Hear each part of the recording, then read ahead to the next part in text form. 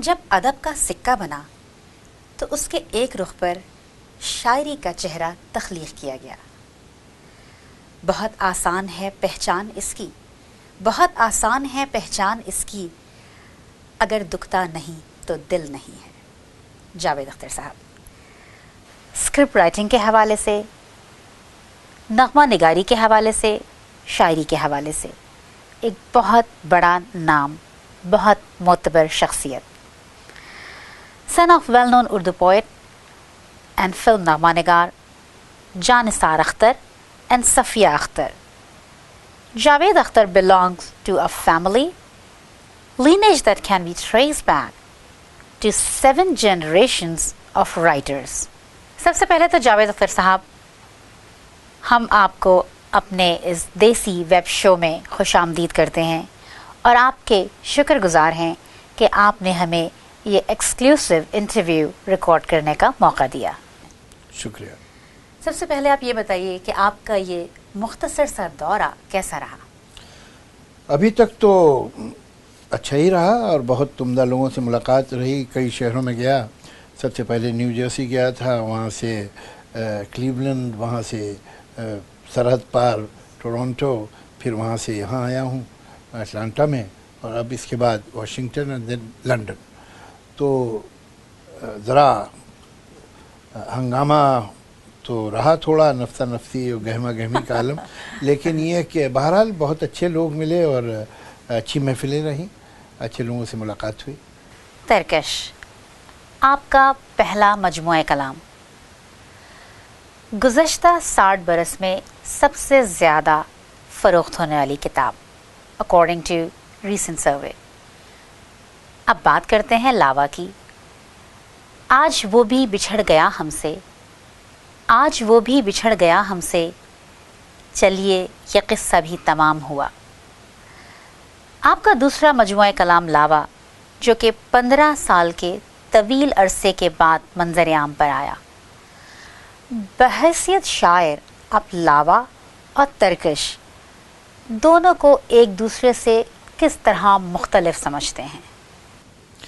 देखिए, क्या होता है कि वक्त के साथ इंसान बदलता है, उसकी सोच बदलती है, उसमें कुछ नई बातें आती हैं, कुछ पुरानी रह जाती हैं। लेकिन ऐसा तो नहीं होता कि वक्त के साथ एक इंसान कोई बिल्कुल ही दूसरा इंसान बन जाए। उसमें एक तसलसल भी होता है और कुछ नयापन भी आता है। उसके नए तजुर्बात होते हैं, नई सोच होती है और कुछ पुराना भी चलता रहता है साथ में। तो मेरा ऐसा ख्याल है, हालांकि ये काम मैं समझता हूँ मेरा नहीं है और होना भी नहीं चाहिए कि मैं सोचूं कि पहले मैंने क्या लिखा था और अब मैंने क्या लिखा था। मेरा फ़र्ज़ सिर्फ इतना बनता है कि जो मुझे समझ में आए, दयानतदारी के साथ, ईमानदारी के साथ, पूरी शिद्दत जज्बात के साथ वो मैं लिख दूँ, और बाकी उसके बारे में फ़ैसले दूसरे करते रहें। उन्हें पसंद आए ज़ाहिर नसीब, नहीं पसंद आए तो कोई बात नहीं। मेरा फ़र्ज़ बनता है कि मैं समझूं कि उन्हें क्यों नहीं पसंद आया और अपनी वो ख़ामियाँ दूर करने की कोशिश करूं। लेकिन बहरहाल आपने सवाल किया है तो मुझे जवाब देना होगा। मुझे ऐसा लगता है कि शायद तरकश में जैसे कहते हैं नॉस्टैल्जिया वो ज़्यादा है। कुछ बचपन की यादें, कुछ लड़कपन की बातें, कुछ अपनी ज़ात से वाबस्ता कुछ सुख दुख, वो कहीं ज़्यादा थे। हालांकि उसी में नज़में वक्त जैसी नज़म भी थी, या जो विमेन एम्पावरमेंट पे भी एक नज़म थी जो मैंने अपनी बेटी को एड्रेस की थी, या कम्युनलिज्म और फंडामेंटलिज्म के ख़िलाफ़ भी कुछ शायरी थी। वो तमाम चीज़ें भी थी, इसलिए कि उस वक्त वो चीज़ें मेरे यकीन और मेरी सोच का हिस्सा थी, उस वक्त भी, सो आज भी हैं। लेकिन उसके बावजूद वक्त के साथ कुछ बदला भी है, कुछ वही है, यकसा भी है। तो बदलने का मुझे ऐसा लगता है कि शायद पहलू ये है कि अब इतना मुड़ के पीछे नहीं देख रही शायरी, बल्कि अपने गर्दोपेश को ज़्यादा देख रही है। कुछ बहुत सारी बातें हैं जो सोच का हिस्सा हैं, ऑब्जर्वेशन का हिस्सा आज के, उनका ताल्लुक़ शायद मेरे लड़कपन से या बचपन से नहीं है। यूँ तो हो सकता है कि तजस्सुस तब भी था, आज भी है, लेकिन जिस तरह का गम बीते हुए दिनों का और यादें बीते हुए दिनों की आपको मिलती हैं तरकश में, वो शायद इसमें कम है। इसके मुकाबले में कुछ दूसरी फ़िक्र, दूसरी सोच ज़्यादा है। जावेद साहब, Lava is a collection of your thoughts and feelings. आपके ख्यालात और एहसासात पर मबनी है। But what was the inspiration behind this collection of Lava? देखिए, अगर कोई किताब मैंने किसी एक मौजू पे लिखी हो तो आपका सवाल जायज़ है कि भाई क्या इंस्पिरेशन था आपका। कोई मजमून लिखा हो, कोई अफसाना, कोई नावल तो समझ में आता है, लेकिन इसमें लावा में ये सवाल शायद सही नहीं, इसलिए कि ये कोई 15-16 साल की शायरी का इंतखाब है और ये मुख्तलिफ़ मौज़ूआत पे है। मुख्तलिफ़ लम्हात में आदमी की जहनी कैफियत, जज्बाती कैफियत अलग होती है, वो उसे उस वक्त कैप्चर कर लेता है। कोई सवाल उसे हैरान करता है, कोई ख्याल उसे अपनी तरफ मुतवज्जो करता है, वो मैंने लिखा है। तो वो कोई एक सोर्स ऑफ इंस्पिरेशन नहीं है कि ये बात थी जो मैंने पूरी किताब में लिखी है, चूँकि ये तो एक कलेक्शन है मुख्तलिफ़ गज़लों का, नज़मों का, तो मुख्तलिफ़ लम्हात में मुख्तलिफ़ सोर्स ऑफ इंस्पिरेशन थे। मैंने कहीं आप ही के एक इंटरव्यू में मैंने ये भी पढ़ा था कि कुछ जो नज़में हैं आपकी लावा में जी, वो आपके जज्बात या एहसासात जो आपको बॉलीवुड में एक्सप्रेस करने को नहीं मिले, उसका भी कुछ कलेक्शन है उसमें। क्योंकि बॉलीवुड में जैसे बहुत रोमांटिक या नगमा निगारी के हवाले से अगर हम बात करते हैं तो लावा बहुत हट के है उससे। तो इज़ इट राइट कि मैंने कहीं पढ़ा था, तो मुझे श्योर नहीं है, कि उसमें आपने कहा था कि जो एहसासात आप नहीं कह सके बॉलीवुड में, वो आपने कुछ मैं नहीं कहूँगा कि नहीं कह सका, मुझे नहीं कहना भी चाहिए था और नहीं वहाँ कहने की इसे गुंजाइश भी नहीं और ज़रूरत भी नहीं थी। मुख्तलिफ़ चीज़ों की मुख्तलिफ़ नौइयत होती है। अब देखिए, जो फ़िल्म के गाने हैं वो नैरेटिव का हिस्सा होते हैं, कहानी का हिस्सा होते हैं, वो एक तरह से एक मंजूम सीन है। और हम लोग एक काम इस तरह करते हैं कि भाई प्रोड्यूसर हमसे कहता है आप अपनी फ़िल्म के, हमारी फ़िल्म के गाने लिख दीजिए। कहते अच्छा भाई सुनाइए, स्क्रिप्ट क्या है आपकी। तो हम स्क्रिप्ट सुनते हैं, ऐसा लगता नहीं भाई माकूली है, चलो ठीक है, ऐसी कोई ख़राब नहीं है बल्कि अच्छी है। और गानों की क्या सिचुएशन, इसमें कहाँ आप गाने चाहते हैं, तो बताता है कि यहाँ यहाँ मुझे गाने चाहिए। वो डायरेक्टर सुनाए या राइटर सुनाए या ख़ुद प्रोड्यूसर सुनाए, तो वो अगर ठीक लगे कि हाँ ये कोई इसमें हरज नहीं है काम करने। कभी कभी ऐसी पिक्चरें होती है, इसकी सिचुएशन ऐसी नामाकूल सी होती है या मुझे नहीं अच्छी लगती, अपील नहीं करती, मैं नहीं करता हूँ कि मुझे उसका मिजाज ही नहीं पसंद आता, कि नहीं भाई बात अच्छी नहीं लग रही मुझे, या ये सिचुएशन जो है इस तरह का गाना मैं नहीं लिखना चाहता, तो मैं वो पिक्चर नहीं करता हूँ। लेकिन जहाँ हमने किया तो अब ये सिचुएशन है। अब आप पता नहीं इस बात से वाकिफ़ है कि नहीं, अगर नहीं है तो मैं बताऊँ आपको कि अक्सर ज़्यादातर क्या होता है कि सिचुएशन तो होती है, उसके साथ एक धुन भी होती है, कि म्यूज़िक डायरेक्टर एक ट्यून बनाता है बग़ैर अल्फाज के, कि ये ट्यून है, ये इस सिचुएशन के लिए गाना इस धुन पे लिखा जाना है। अब क्या है कि सिचुएशन जो है कि भाई कौन कैरेक्टर है, उसका इंटेलेक्चुअल या उसका तहजीबी पस मंज़र क्या है, कहानी का मिजाज क्या है, कहानी में जो स्क्रिप्ट है उसमें किस तरह की लैंग्वेज इस्तेमाल की गई है, कैरेक्टर्स किस ज़बान में बात करते हैं, तो जो एटमॉस्फेयर है क्या है, तो इन सब बातों का ध्यान रखें। और इस वक्त सीन की ज़रूरत क्या है, गाना लिखा जाता है। तो वो अब उसमें, मगर अब जैसे लावा में मेरी एक नज़्म है कायनात के बारे में, अब वो कायनात के बारे में कोई फिल्म का कैरेक्टर किसी जगह क्यों गाने लगेगा, उसे तो ज़रूरत नहीं पड़ेगी। वो तो एक रोमांटिक कहानी है या एक पर्सनलाइज सी कहानी है, तो ये मौज़ूआत उसमें आने की गुंजाइश ही नहीं है। या मेरी एक नज़्म है वक्त के बारे में, तो वो इसमें नहीं आएगी, और आएगी भी तो दूसरी तरह से आएगी। वो कभी एक वक्त पे गाना आया था साहिर साहब, वक्त से दिन और रात, वक्त से कल और आज, वक्त की ठोकर में है क्या हुकूमत क्या समाज, वो एक अलग चीज़ है। ये एक दूसरा, अगर संजीदगी से और डेप्थ से आप उस बारे में सोचें तो वो वहाँ उसकी गुंजाइश और ज़रूरत नहीं है। तो लिहाजा वहाँ एक अलग काम है और वो अलग तरीक़ा है उसे लिखने का, और उसमें भी आप अच्छा और बुरा काम कर सकते हैं। और जब आप सो कॉल्ड लिटरेरी वर्क कर रहे होते हैं तब भी आप अच्छा और बुरा काम कर सकते हैं। शायरी अपने सिर्फ की वजह से अच्छी बुरी नहीं होती, वो अपने अंदर अच्छी बुरी होती है। एक गीत अच्छा भी हो सकता है, बुरा भी हो सकता है, एक गज़ल अच्छी भी हो सकती है, बुरी भी हो सकती है, एक नज़्म अच्छी भी हो सकती है, बुरी भी हो सकती है। DJ Z. For all your party needs, contact DJ Z at 678-508-5050. That's 678-508-5050. DJ Z. DJ Z.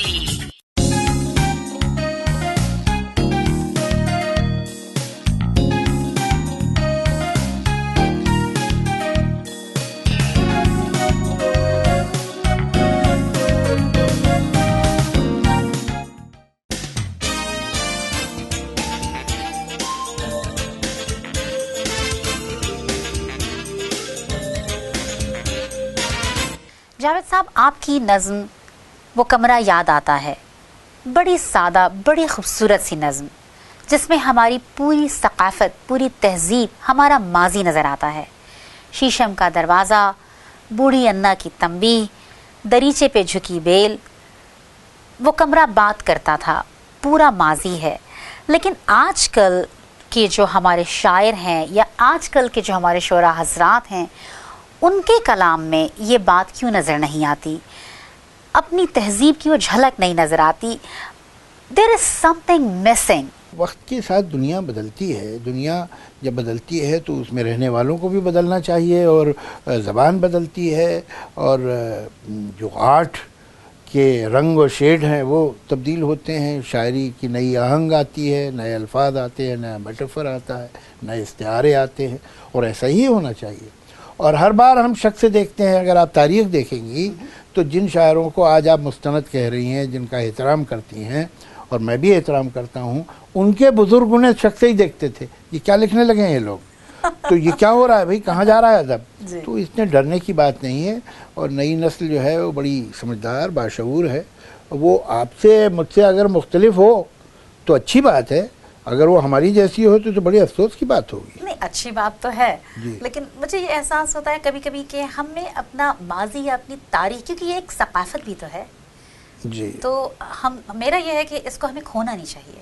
तो मुझे कभी कभी कमी का एहसास होता है कि शायद हम कुछ और अपनी आने वाली नस्लों खो क्या रहे हम। बहुत अफसोस की बात है, हम अपनी ज़बान खो रहे हैं। तो सकाफत जो है, देखिए ये लैंग्वेज जो एक व्हीकल है जिसमें कल्चर चलता है। आपको कल्चर ख़त्म करना है, ज़बान ख़त्म कर दीजिए, कल्चर खुद ब खुद ख़त्म हो जाएगा। हो ये रहा है, ये हमारे बर्र सग़ीर का एक सानेहा है, और उसका इलाज जो एजुकेशनिस्ट हैं, जो तालीम पे काम कर रहे हैं लोग, उन्हें सोचना होगा। ये बहुत ख़तरनाक बात हो रही है, और मैं तो हिंदुस्तान में देखता हूँ, मुझे यकीन है कि पड़ोस के मुल्क में भी ऐसा ही हो रहा होगा, कोई वजह नहीं है कि नहीं हो रहा है। ये कि भाई इंडस्ट्रियलाइजेशन बढ़ रहा है, ग्लोबलाइजेशन बढ़ रहा है, कॉरपोरेट वर्ल्ड जो है वो डोमिनेंट होता जा रहा है, वो आपको असबाब मुहैया कर रहा है मुआश के। अब इन हालात में अंग्रेज़ी कभी इतनी अहम नहीं थी जितनी आज होती जा रही है। तो जो मुतवस्सित दर्जा है या मुतमव्विल लोग हैं, वो अपने बच्चे को अंग्रेज़ी स्कूल भेजते हैं, और भेजना चाहिए, मैं उससे बिल्कुल शिकायत नहीं कर रहा, और उसको बच्चे को अंग्रेज़ी आना इंतहाई ज़रूरी है, बेहतर तालीम के लिए भी और बेहतर मुस्तक़बिल के लिए भी। लेकिन दुख ये है कि ये ज़रूरी काम एक दूसरे ज़रूरी काम की कीमत पे हो रहा है। ऐसा नहीं होना चाहिए। दूसरा ज़रूरी काम ये है कि आपको अपनी मादरी ज़बान आनी चाहिए, चाहे वो आपकी मादरी ज़बान उर्दू हो, हिंदी हो, मराठी हो, बंगाली हो, पंजाबी हो, तेलुगु हो, पश्तो हो, कोई ज़बान हो, वो आपको आनी ही चाहिए। हो ये रहा है, पेड़ के लिए तना भी ज़रूरी है और फैली हुई शाखें भी ज़रूरी हैं, लेकिन जड़ें भी ज़रूरी हैं। पेड़ सिर्फ जड़ें नहीं हैं, अगर आपने उसको सिर्फ उसकी मादरी ज़बान पढ़ा दी और छोड़ दिया मदरसे में तो बेकार हो जाएगा। वो जड़ें, वो तो ज़मीन से बाहर ही नहीं आ पाएगा। लेकिन उसकी शाखें जो दूर दूर तक जाएं वो ज़रूरी है, और वो तभी रह सकती हैं, ये बड़ा पेड़ और छतनार पेड़ तभी सीधा खड़ा रह सकता है जब उसकी जड़ें गहरी हों। क्या बात है। तो ज़रूरी है कि हम अपने बच्चों को एक तरफ मॉडर्न एजुकेशन दें, वो अंग्रेज़ी के ज़रिया दुनिया के तमाम उलूम हासिल कर सकें, इसलिए कि अंग्रेज़ी सिर्फ ज़बान नहीं है, अंग्रेज़ी एक पुल है जिसके ज़रिया आप हर जगह पहुंच जाते हैं, हर साइंस, हर नॉलेज के पास पहुंच जाते हैं। वो आपकी ज़बान में अवेलेबल नहीं है, ये हकीकत है। जी। आप उर्दू पढ़ के न्यूरो सर्जन नहीं बन सकती सकती, हैं, सही। ये हकीकत है। सही।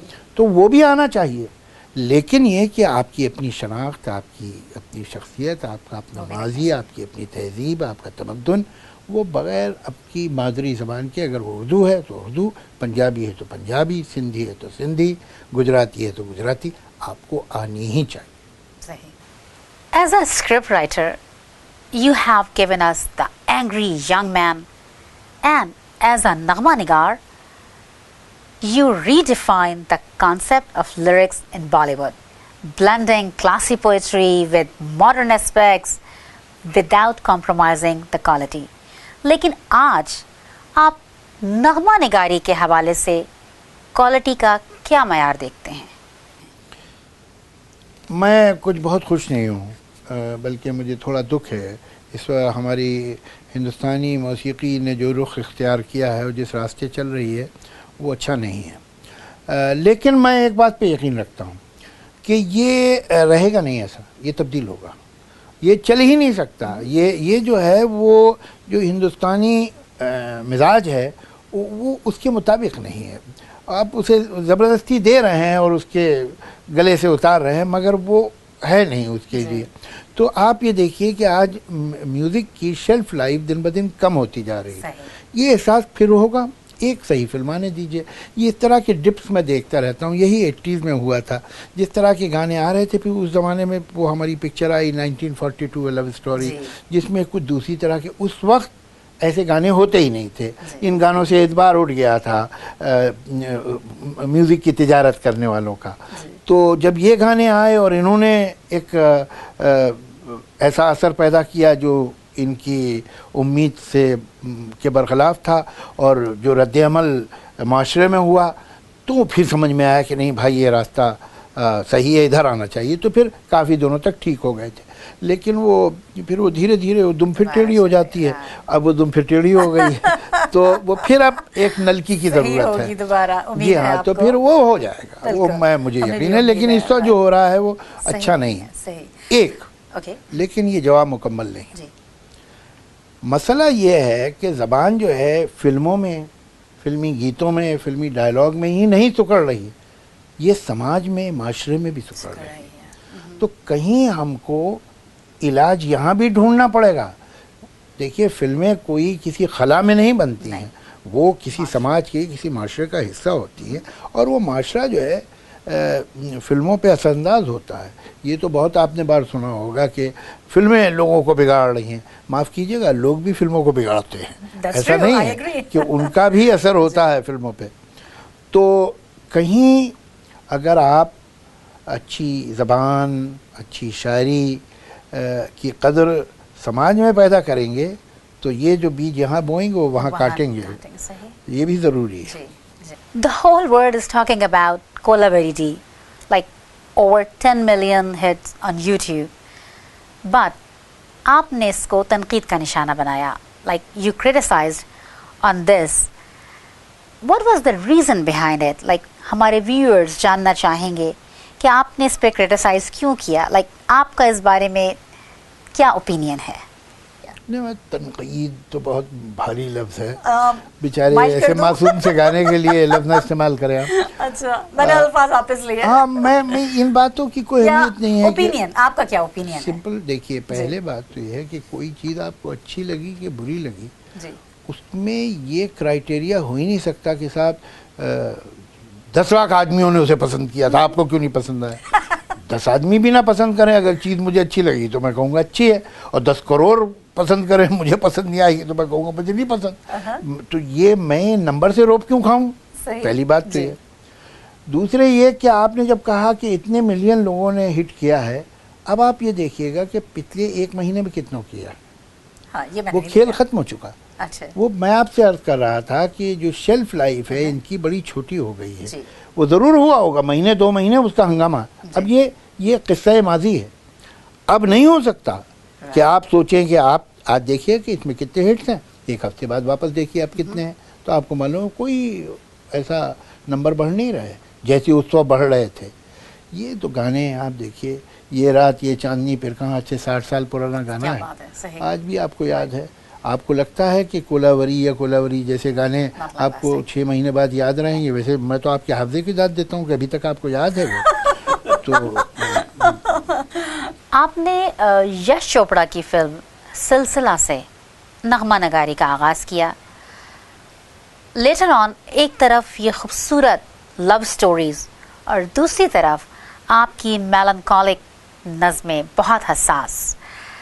How do you make these dual happen? Like दोनों अपनी तरफ बेहतरीन हैं, लव स्टोरीज़, पोइट्री, और दूसरी तरफ आपका हसासपन जो कि हम लावा और तरकश में देखते हैं। तो how you made it happen? मुझे तो इनमें कोई, जो आपने मिसाल दी वो शायद बहुत मौजूद नहीं है इस सवाल के लिए, इसलिए कि यश चोपड़ा साहब मेरे पास आए इसलिए थे कि साहिर साहब शायद कुछ तबीयत नासाज थी उनकी, वो नहीं लिखना चाह रहे थे, कुछ एक रिटायर्ड लाइफ गुजारना चाहते थे। तो उन्होंने मुझसे कहा कि भाई आप लिख दिए। मैंने कहा मैं तो लिखता नहीं हूँ फिल्म के गाने। तो उन्होंने कहा नहीं, किस्सा क्या है कि मैं रेगुलर फिल्मी राइटर नहीं लेना चाहता हूँ, मेरा कैरेक्टर एक शायर है, तो मुझे ऐसे गीत चाहिए जिनमें एक शायरी का अंसर हो। गाने हैं फिल्म के लेकिन उनमें थोड़ी एक शेरियत, अदबियत होनी चाहिए, तो मैं आपसे लिखाना चाहता हूँ। तो मैंने कहा ठीक है भाई। अब जब वो पीछे ही पड़ गए तो मैंने लिख दिया। किस्मत मेरी देखी है कि अगली जो पिक्चर, एक उनका असिस्टेंट होता था, वो मेरे पास आ गया, साहब मैं एक छोटी सी पिक्चर बना रहा हूँ, मैं तो आपको पैसे दे नहीं सकता, लेकिन अगर आप लिख दें तो मेरी मदद हो जाएगी। तो अब मुझे लगा कि देखो एक बड़े प्रोड्यूसर डायरेक्टर के लिए तो मैं गाने लिख रहा हूँ, इसे मैं इनकार कर दूँ तो बुरी बात होगी। तो मैंने उसके गाने, उसमें भी हीरो इत्तेफाक से शायर था, वो पिक्चर थी साथ साथ। तो ये जो गाने थे ये दरअसल कुछ पोइट्री ही जैसे थे। वो तुमको देखा तो ये ख्याल आया, जिंदगी धूप गया, प्यार मुझसे जो किया तुमने तो क्या पाओगी, मेरे हालात की आंधी में बिखर जाओगी, इस तरह के गाने थे। तो डिस्ट्रीब्यूटर जो थे, बावजूद इसके कि दोनों पिक्चरों के गाने बहुत बड़े हिट हुए, डिस्ट्रीब्यूटर ने मुझे इंतहाई शक से देखा कि भाई ये तो कुछ शायरी टाइप के गाने लिखते हैं, ये तो बड़े ख़तरनाक आदमी है। और मुझे एक प्रोड्यूसर को कहा भी एक डिस्ट्रीब्यूटर ने कि देखो यार तुम उनसे स्क्रिप्ट ले लो, बड़ी अच्छी लिखते हैं स्क्रिप्ट, वो गाने मत लिखवाना उनसे, वो गाने में शायरी लिख देते हैं। तो अब भाई गाने में शायरी आदमी ने लिख के तो क्या करे, केमिस्ट्री फिज़िक्स तो लिख नहीं सकता, या अलजेब्रा ज्योमेट्री नहीं डाल सकता, गाने में तो शायरी होगी। लेकिन उसे वक्त लगा लोगों को तस्लीम करने में कि नहीं भाई ये फिल्मी गाने लिख लेते हैं हर तरह का। तो अगर आपको सवाल ही करना था तो हम उसे करती कि एक तरफ तो आपने तरकश की नज़में और गज़लें लिखी जो शायरी है, और दूसरी तरफ गाना लिखा है 1 2 3, या कहते हैं मुझको हवा हवाई, ये आपने कैसे किया? ये सवाल जायज़ था। DJ Z. For all your party needs, contact DJ Z at 678-508-5050. That's 678-508-5050. DJ Z. DJ Z.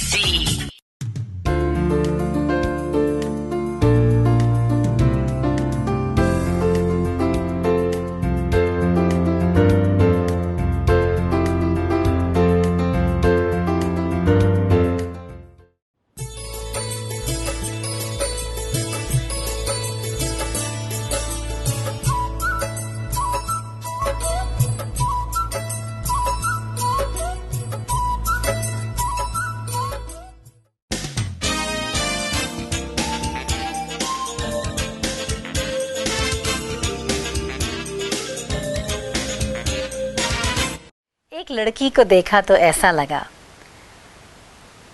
जैसे खिलता गुलाब, जैसे शायर का ख्वाब। वो कौन सी लड़की थी जिसको देखकर या जिसको सोचकर आपने ये गाना लिखा? ये गाने सिचुएशन के लिए लिखे जाते हैं। दूसरे के हमको ये महसूस याद करना पड़ता है कि ये कौन गाएगा स्क्रीन पे, वो कैरेक्टर कितना एजुकेटेड है, अनएजुकेटेड है, शहर का है, गांव का है। अगर शहर का है तो किस समाज के किस सेगमेंट से ताल्लुक़ रखता है। अब 1942 को उसमें लगना चाहिए था कि एक थोड़ा सा क्लासिकल टच है उसके गीत में, ज़बान जो है थोड़ी सी फ्लारी उस ज़माने की जैसी शायरी में होती थी वो है। तो वो जो सोर्स ऑफ इंस्पिरेशन था वो कहानी थी, कैरेक्टर था, सिचुएशन थी। तो मतलब किसी को स्पेसिफिकली आपने सोचा नहीं था? अगर सोचा होता तो फिर इस फिल्म की ज़रूरत नहीं थी, मैं वैसे ही लिख लेता। वो अच्छा, अगर आप बता दें तो हम शबाना जी को नहीं बताएंगे। नहीं, मगर मैंने आपको जवाब दे दिया, चलें, यही ठीक है। वजह थी। अब जैसे हमने क्या सोचा कि हेमा मालिनी की तरह लाइक ड्रीम गर्ल कोई हो जिसके लिए आपने पूरा गीत लिखा हो, नहीं नहीं ऐसा। अच्छा चलिए, आपने बॉलीवुड को बेहतरीन फिल्में दी as a script writer, also as a नगमा निगार। आपके ख्याल में आपकी बेहतरीन कंट्रीब्यूशन कौन सी है as a script writer and also as a नगमा निगार? अब ये फैसला मैं तो कर नहीं सकता, और ना मेरे ख्याल से मेरा फ़र्ज़ बनता है या मेरा हक बनता है कि मैं ये फ़ैसला करूं। मेरा काम सिर्फ ये है कि मैं जो भी काम करूं, जो दिल चाहता है वो करूं, और वो बेहतर से बेहतर करने की कोशिश करूं अपनी तरफ से। वो कितना सही हुआ ये फ़ैसला मेरे हाथ में नहीं है, और मैं अगर ये फ़ैसला करूं तो ये बेईमानी की बात होगी। ये फ़ैसला तो दूसरे ही कर सकते हैं। मेरा फ़र्ज़ है कि मैं कोई भी मज़मून लिख रहा हूँ, चाहे वो एक गज़ल है या एक फ़िल्मी गीत है या एक बहुत छोटी सी फ़िल्म का है या एक बहुत बड़ी फ़िल्म का है या एक नज़्म है, कुछ भी है, जो काम मैं कर रहा हूँ वो मैं पूरी ईमानदारी और पूरी दयानत के साथ करूँ। क्या बात है। उसके बाद वो अच्छा हुआ कि नहीं हुआ, अब ये फैसला तो मैं नहीं कर सकता। मैं तो तभी आपको दूंगा कि जब मुझे ऐसा लगेगा कि नहीं ये ठीक हो गया है। लेकिन वो ठीक हुआ है कि नहीं हुआ वो आपकी अदालत में है, वो आवाम की अदालत में है। देख लीजिए आज भी हम वही गीत गुनगुनाते हैं। जी, तो बहुत बहुत शुक्रिया। फिर तो ये मुकदमा तो मैं जीत गया। बिल्कुल आप जीत गए। अब बात करते हैं सियासत की। आपका peace message is all about secularism and non violence, is well appreciated message in the world. लेकिन आजकल का दौर वायलेंस का है। हर मुल्क दूसरे पर अपनी पावर दिखाने के लिए, अपनी सुप्रीमेसी दिखाने के लिए अपनी पावर का इस्तेमाल करता है। Do you think the message of peace and non violence is still valid और वर्थ इट? देखिए, उसके अलावा रास्ता नहीं कोई। इसमें ये नहीं है कि ये करे या वो करे। अगर वो मुल्कों की हद तक हो या वो फ़िरक़ों की हद तक हो या वो इंडिविजुअल की हद तक हो, एक घर के अंदर, हमको ये समझना होगा कि लोग खुश तभी रह सकते हैं घर में या शहर में या रियासत में या दुनिया में। अमन तभी हो सकता है जब इंसाफ हो, मसावात हो, हम दूसरे को इज्जत दें। किस दूसरे? दूसरे की डेफिनेशन क्या है, तारीफ क्या है? दूसरा वो जो हमसे मुख्तलिफ है, चाहे वो रंग में मुख्तलिफ हो या ज़ात में मुख्तलिफ हो या मज़हब में मुख्तलिफ हो या कौमियत में मुख्तलिफ हो, सोच में मुख्तलिफ हो, वो हमसे हर बात पे इख्तिलाफ़ राय रखता हो, हम उसको इज्जत देने को तैयार हैं कि नहीं? हम उसको ये हक देने को तैयार हैं कि नहीं कि उसकी ये राय है, उसकी ये सोच है। उसके बगैर दुनिया में हम-आहंगी और दुनिया में सुकून नहीं आ सकता, अमन नहीं आ सकता है। आप जब तक नहीं करेंगे, चाहे वो घर में हो, चाहे मोहल्ले में हो, चाहे शहर में हो, चाहे मुल्क में हो, चाहे दुनिया में हो, आपको ये तस्लीम करना पड़ेगा। वो एक बड़ा अच्छा शेर है, हमारे बम्बई में एक शायर थे, उनका नाम पता नहीं आप लोगों ने सुना कि नहीं सुना, बहुत से टैलेंटेड लोग बहुत मशहूर नहीं हो पाते हैं, सरशार सैलानी। उनका एक शेर है, चमन में इख्तिलाते रंगो बू से बात बनती है। वाह। चमन में इख्तिलाते रंगो बू से बात बनती है, हम ही हम हैं तो क्या हम हैं, तुम ही तुम हो तो क्या तुम हो। वाह, तो जब तक ये समझ में बात नहीं आएगी तब तक दुनिया में कुछ चैन आने वाला है नहीं। और मुल्कों को क्या आप इल्ज़ाम देते हैं? मुल्क तो कर ही रहे हैं, बहुत से जहाँ हम बैठे हैं यही करते रहते हैं, लेकिन ये हम फ़र्दन फ़र्दन भी करते हैं। हम किस्सा ये है कि ये दुनिया ज़ालिमों और मज़लूमों में नहीं बटी हुई है। जो कहीं मज़लूम है वो कहीं ज़ालिम भी है। सही, बिल्कुल सही। एक तरफ आप जुल्म सह रहे हैं और दूसरी तरफ जुल्म कर रहे हैं। तो बेहतर ये है कि जुल्म करना तो बंद करें ना पहले आप, फिर शिकायत कीजिए कि भाई जुल्म नहीं होना चाहिए। हद ये है कि हम क्या करते हैं कि जो हमसे ज़्यादा ताकतवर है वो हम पे जुल्म करता है, और हम एहतजाज करते हैं, लेकिन जो हमसे कमज़ोर है उस पर हम जुल्म करते हैं। सही। तो जुल्म अगर आप चाहते हैं कि दुनिया में कम हो जी। तो पहला काम तो ये कीजिए कि वो जिन लोगों पे आप जुल्म कर रहे हैं वो जुल्म बंद कीजिए, फिर आगे बात की जाएगी। You are a very avid reader, very alert and knowledgeable about global geopolitics. With your understanding, who do you think will be the next president of USA? Like, who will be good for peace in South Asia? देखिए, मेरे ख्याल Just से an opinion. जी जी मैं बिल्कुल दे देता हूँ। मेरे ख्याल से दुनिया में जो चंद लोग बहुत ओवर रेटेड हैं, चंद पोजीशन जो बहुत ओवर रेटेड हैं कि जिनके बारे में कुछ बहुत ज़्यादा समझा जाता है, उनमें से एक प्रेसिडेंट ऑफ यूएस है। प्रेसिडेंट ऑफ यूएस हकीकत ये है कि इतना ताकतवर आदमी है नहीं, होता ही नहीं है जितना आप समझ रहे हैं। दुनिया के सबसे ताकतवर मुल्क का सबसे बड़े ओहदे पे फायज, वो सही है अपनी जगह, लेकिन दरअसल ये एक बहुत बड़ी मशीन है जिसका वो एक पुर्जा है। अब वो पुर्जा थोड़ा ऊपर लगा हुआ है, इतनी सी बात है।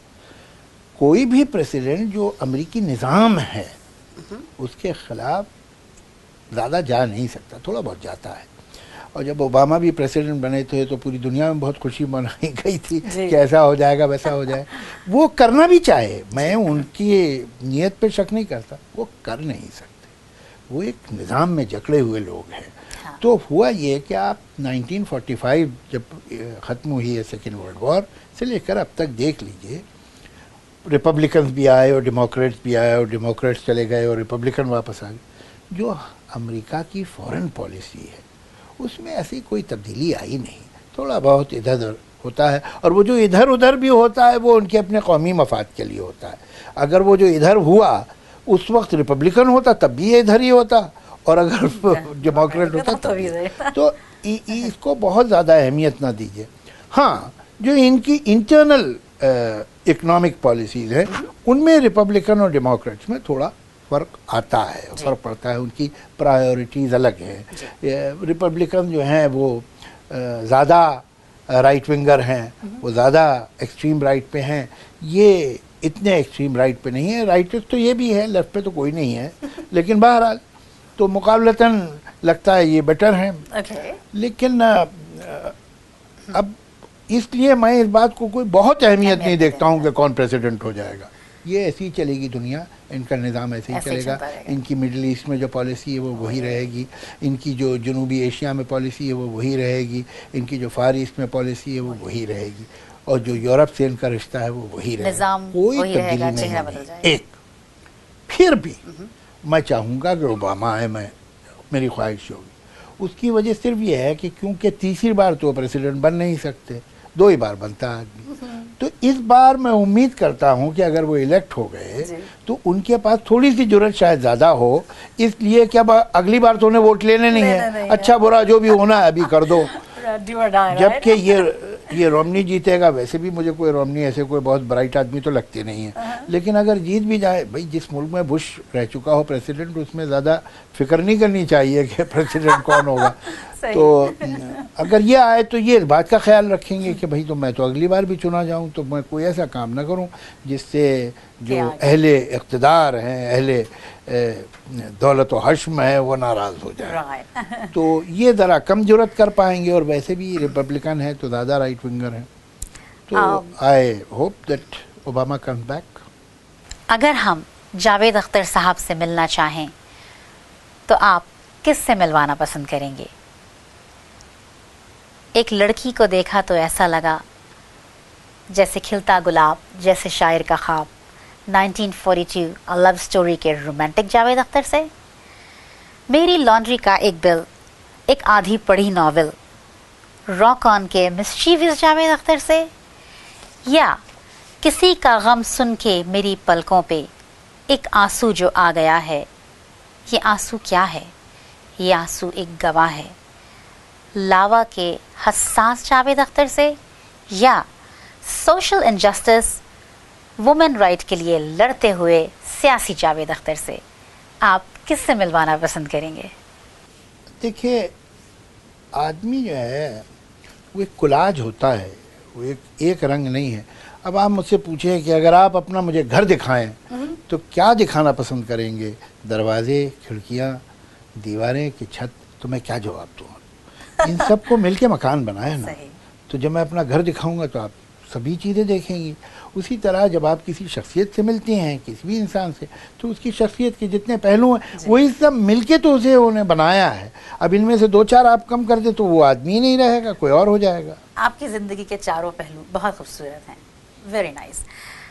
ये चारों मत कहिए, 4 नंबर जो है बड़े खतरनाक होते हैं। तो कौन सा कम करूं? 5 कह दिए या 3 कह दिए। चलिए 5वां आप एक और ये बताइए। चारों पहलू जो होते हैं जी। ये बड़े खतरनाक एक्सप्रेशन है। चलिए 5वां आप जी। बताइए। आपकी नहीं मैं अपनी- जो भी है उसे घटा आपकी दीजिए अपनी ना एक। शख्सियत, मैं बहुत वो खूबसूरत। ये जो चारों पहलू मुझे बड़ा कुछ अजीब जी, साउंड किया। चलिए मैं 5 ये तो कर बड़े देती बड़े हूँ। जो उलमा होते हैं, मौलवी होते हैं, उनकी शख्सियत, उनकी ज़ात में कभी कभी 4 पहलू होते हैं। 4 शादियां भी होती हैं। जी। 5वां पहलू मैं ऐड कर देती हूँ कि आपने अपने इतने कीमती वक्त में से हमें वक्त दिया, बहुत शुक्रिया। ये आपकी शख्सियत का सबसे खूबसूरत पहलू, आपकी कसर नफ्सी कि आपने हमें और देसी वेब शो को और इस शहर को रौनक बख्शी।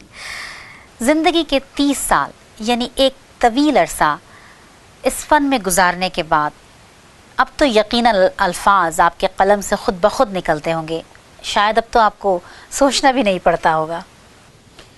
देखिए, दुनिया में कोई भी काम मामूली तरह और ख़राब तरह करना आसान है, कोई भी काम, और अच्छी तरह करना काम कभी भी आसान नहीं हो पाता है। उसमें आपको ध्यान देना पड़ता है, और ध्यान देने का मतलब ये है कि उसमें आपको अपने अंदर ये इनकिसार रखना पड़ता है कि देखते हैं कैसे हो। जिस दिन ये उस्तादी आ गई कि हम तो कर ही देते हैं, उस दिन आपका काम ख़राब हो जाएगा।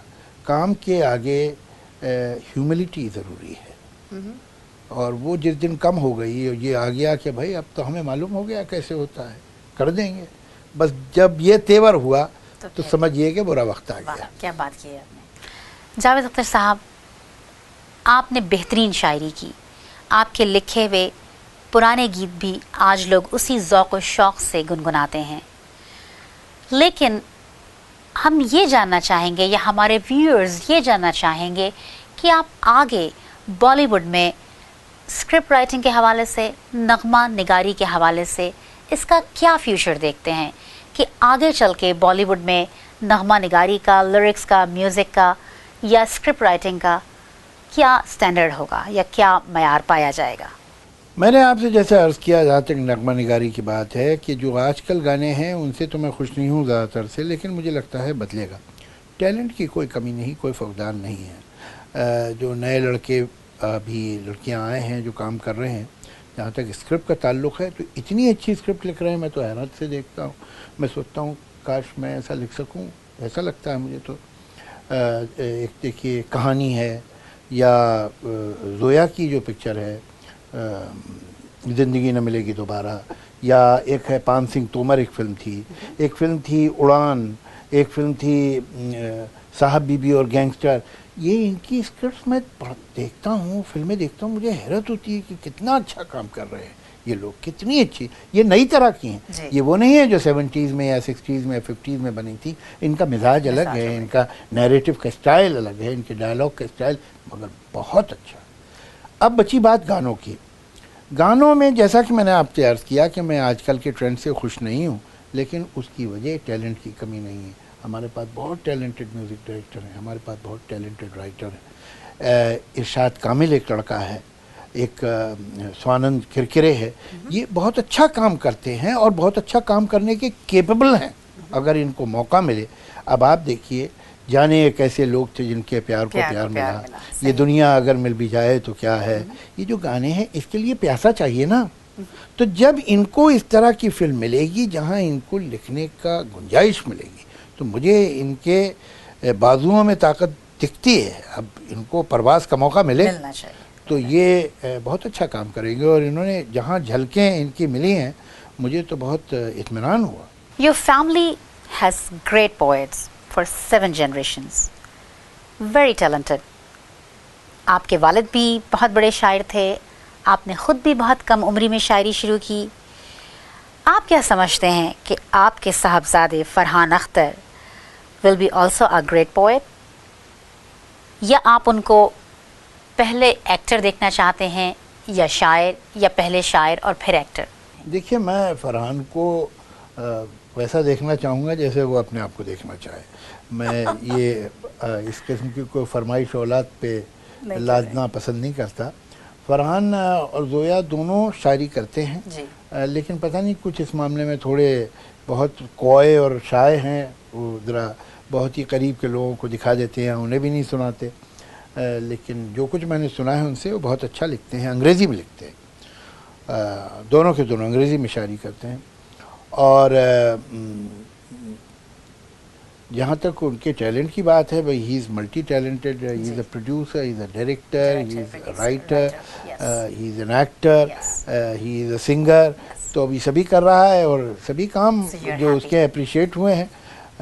ज़ोया ने स्क्रिप्ट्स लिखी भी हैं, अपने लिए भी लिखी, दूसरे के लिए भी। अब ये जो पिक्चर आ रही है तलाश, जिसमें आमिर है, वो डायरेक्ट कर रही है। ज़ोया की जो पार्टनर है राइटिंग की, रीमा कागटी, जिसने ज़ोया के साथ स्क्रिप्ट लिखी थी और ज़ोया ने डायरेक्ट की थी, एंड शी वाज द को राइटर इन ज़िंदगी ना मिलेगी दोबारा। अब उसकी पिक्चर में ज़ोया को राइटर हैं और वो पिक्चर डायरेक्ट कर रही है। तो बहुत अच्छा लिखती है। मुझे तो ज़ोया की स्क्रिप्ट राइटिंग भी बहुत पसंद है और डायरेक्शन भी बहुत अच्छा करती है। ब्यूटीफुल, बहुत अच्छी। तो ये मल्टी टैलेंटेड लोग हैं एंड दैट्स वंडरफुल कि इन्हें कामयाबी मिली है, इसकी मुझे खुशी है। लेकिन इस बात की ज़्यादा खुशी है कि इन्हें कामयाबी अच्छा काम करने पे मिली है। सही, बिल्कुल सही। मुमकिन नहीं है नो के कलम को वो रोक ले, पानी पे बनता नक्श नहीं है जो मिट सके। हमारी दुआ है कि अल्लाह ताला आपके कलम की ताकत को ऐसे ही जारी और सारी रखे। आप यूं ही सदा अपने कलम का जादू बिखेरते रहें। हमारे तमाम व्यूअर्स की तरफ से और देसी वेब शो की तरफ से आपका बहुत बहुत शुक्रिया कि आपने अपने इतने कीमती वक्त में से हमें चंद लम्हे अता किए। शुक्रिया।